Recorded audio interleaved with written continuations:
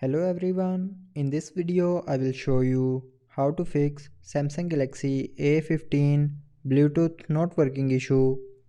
So to fix this issue, first of all open settings.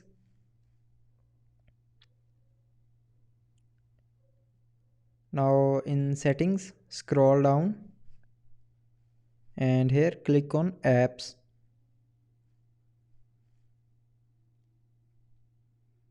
Now in apps click on this filter icon and from here turn on show system apps button and then click OK and scroll down and from here open Bluetooth.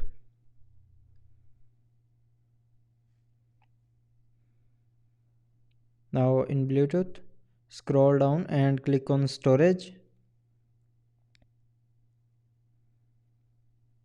and after opening storage clear the app data and cache memory of Bluetooth.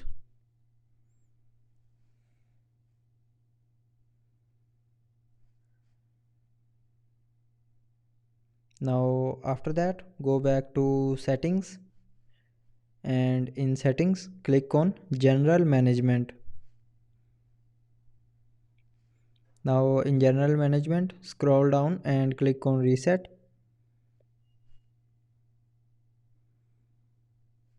and here click on reset network settings.